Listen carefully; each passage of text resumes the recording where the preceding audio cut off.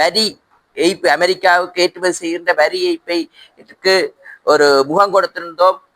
எதிர்கட்சியில் இருப்பவர்கள் கூறியிருந்தார்கள் இவர்கள் ஆங்கிலம் தெரியாதவர்கள் ஜனாதிபதி, அதே நேரம் இவர்கள் உலக தொடர்பில் அரசியல் தொடர்பில்லாததால் இந்த பாதிப்பு ஏற்பட்டிருக்கிறது இலங்கை, அதையும் சுமூகமாக வெற்றி அளித்து வந்திருக்கிறோம். அதன் பிறகு எங்களுக்கு தெரியும் ஒரு நாட்டில் பாரியொரு அழிவை சந்தித்துள்ளது டிக்வா. அது எங்களுக்கு தெரியும், கடத்தொழில் சமுதாயத்துக்கு உங்களுக்கு தெரியும், சுனாமியில கடத்தொழில் சமுதாயம் மட்டும் பாதிக்கப்பட்டது. ஆனா டிக்வா புயல்ல அனைத்து மக்களும் பாதிக்கப்பட்டிருந்தது, அனைத்து பிரதேசங்களும்.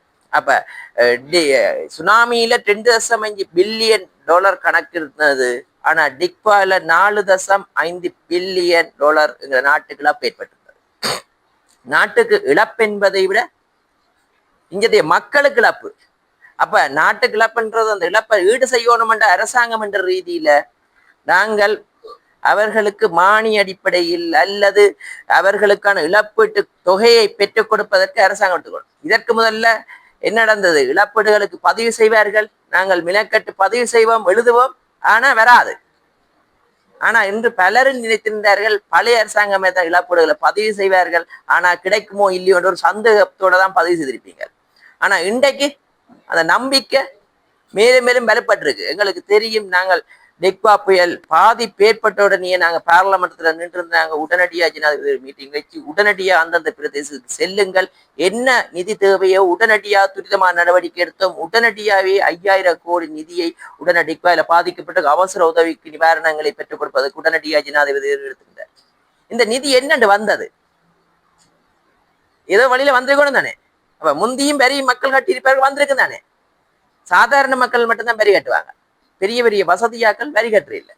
வரி ஏய்ப்பு செய்துட்டு அவங்க இருப்பாங்க, நாங்கள் சாப்பிட்ற சாப்பாட்டுலயும் எல்லாத்தையும் உணவு டேக்ஸ் கட்டுறது, அதை சுரண்டி கொண்டிருந்தாங்க திருடர்கள். இந்த இடத்துக்கு ஒரு பார்லமெண்ட் இருக்கு, முந்தி எப்படி வருவீனம்? ஆமி அமைச்சர் வர்றேன்டா, பெரிய வாகன பட்டாளம் பெறும் பின்னுக்கு முன்னுக்கும். கிட்டத்தட்ட ஒரு அமைச்சருக்கு ஒரு நாளைக்கு செலவே 3 லட்சத்துக்கு மேல செலவாகும். ஆட்ட பணம், மக்களுடைய பணம்.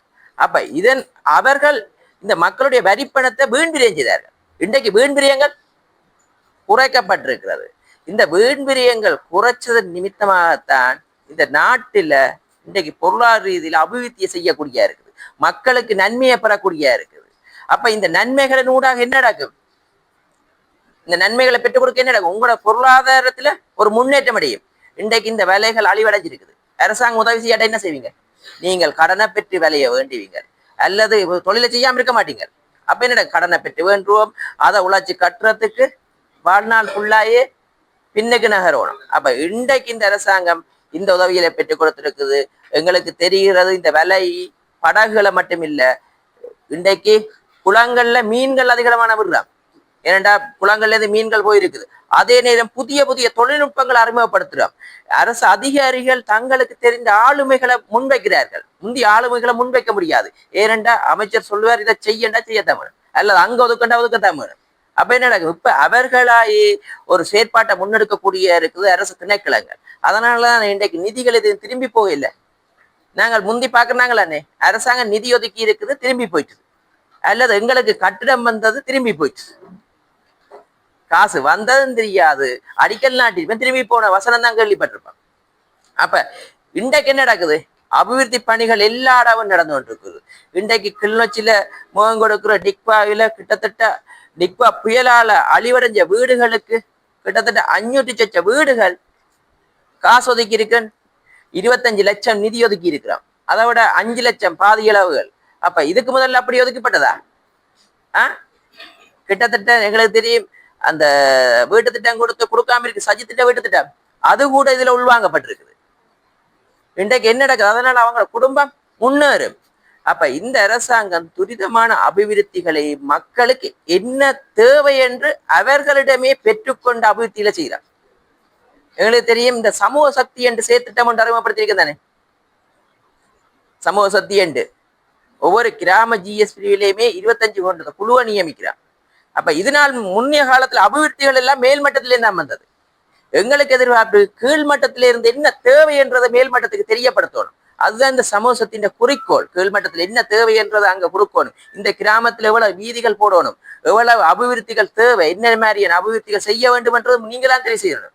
எங்களை விட உங்களோட கிராமத்துல எங்க போக்கு வைக்கணும், எந்த ரோட்டு போடணும் யாருக்கு தெரியும்? எங்களுக்கு தெரியாது. அதை மேல்மட்டத்துக்கு எடுத்து கொடுக்கறது தான் இந்த சமூகத்தின் செயற்திட்டம். அப்ப எங்களுக்கு அரசியல அதிகாரத்தை எவ்வளவு காலத்துக்கு எங்களுக்கு தந்திருக்கிறாங்க? 60 மாசம். இன்றைக்கு 20 மாசத்துல ஒரு நம்பிக்கை ஒன்று இருக்குல்ல இந்த அரசாங்கத்துல. யாராவது அடக்குமுறையா நாங்க செயற்படுறோமா? மிரட்டல் பாணியில செயற்படுறோமா? இன்றைக்கு கருத்து சுதந்திரம் மேலோங்கி இருக்குது. யாருக்கு அது கருத்து சுதந்திரம் இல்லையா? இந்த இப்ப கருத்தை தெரிவிக்கலாம். இன்றைக்கு அப்படி ஒரு அரசாங்கம் தேவைதானே. இப்ப நாங்கள் இதுல பயணம் செய்ய நாங்கள் 100 வருஷம் இருப்போமா? உங்களோட பிள்ளைகள்லாம் இந்த நாட்டுல வரும். அப்ப இந்த நாட்டுல பிள்ளைகள் வாழோட ஒரு பாதுகாப்பான கட்டமைப்பு உருவாகணும், பாதுகாப்பான அரச கட்டமைப்பு ஒன்று உருவாகணும். இன்றைக்கு அந்த கட்டமைப்பு உருவாகிறது கண்கூடாக தெரியுதுதானே. இந்த 2 வருஷத்திலேயே எவ்வளவு சாதிக்க முடியும் என்றால், சுவிட்சர்லாந்துல வீடு வாங்க போறீங்க, இல்ல ஆல்ரெடி உங்களுக்கு அங்க வீடு இருக்குன்னா இந்த வீடியோ உங்களுக்காக தான். ஸோ ஸ்கிப் பண்ணாம ஃபுல்லா பாருங்க. ஒரு மனிதனுக்கு வீடு அப்படிங்கிறது ரொம்பவே அத்தியாவசிய தேவை. அத்தியாவசிய தேவைகள்ல முக்கியமான பங்கு வகிக்கிறதே இந்த வீடு தான். ஸோ அப்படி வீடு வாங்குறது, விற்கிறது, இது சம்பந்தமா உங்களுக்கு இருக்கிற நிறைய ப்ராப்ளத்துக்கு சொல்யூஷன் தர ஒரே இடம் தான் உங்கள் செல்வாசக். Your future our vision. இப்போ சுவிட்சர்லாந்துல வீட்டோட வட்டி விகிதத்துல நல்ல மாற்றம் வந்திருக்கு, நிறைய குறைஞ்சிருக்கு. ஸோ நீங்க ஏதாவது அக்ரிமெண்ட் போட்டு வச்சிருக்கீங்கன்னா இப்பவே அதை ரெனிவல் பண்ணி மாற்றி வச்சுக்கிட்டீங்கன்னா உங்களுக்கு நிறைய ப்ராஃபிட்ஸ் இருக்கும். ஸோ இது சம்பந்தமா உங்களுக்கு ஏதாவது அப்டேட்ஸ் வேணும், இந்த மாற்றத்துல உங்களுக்கு ஏதாவது டவுட் இருக்கு அப்படின்னா மறக்காம ஸ்கிரீன்ல தெரிய நம்பருக்கு கால் பண்ணுங்க.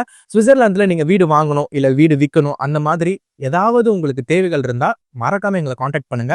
உங்களோட எல்லா தேவைகளையும் உங்க ஃபேமிலியில ஒரு மெம்பரா இருந்து நாங்க பார்த்து பண்ணி கொடுப்போம். இது உங்கள் செல்வாசக். இச்செய்திகளுக்கு பிரதான அனுசரணை செல்வாசோக் இமோபிலியன், சுவிஸ் நாட்டில் முன்னணி நிறுவனம். தொடர்புகளுக்கு 07951464428. வீடு வாங்க, வீடு கட்ட, வீடு திருத்த மற்றும் வீட்டுக்கடன். Your future our vision. இது போன்ற மேலும் பல முக்கிய சுவாரஸ்யமான செய்திகளை அறிந்து கொள்ள லங்காஃபோ யூடியூப் சேனலை சப்ஸ்கிரைப் பண்ணுங்கள். எமது செய்திகள் உடனடியாக கிடைக்க பெல் பட்டனை அழுத்துங்கள். அத்தோடு எமது செய்திகளை மற்றவர்களும் பார்வையிட ஷேர் செய்யுங்கள். நன்றி.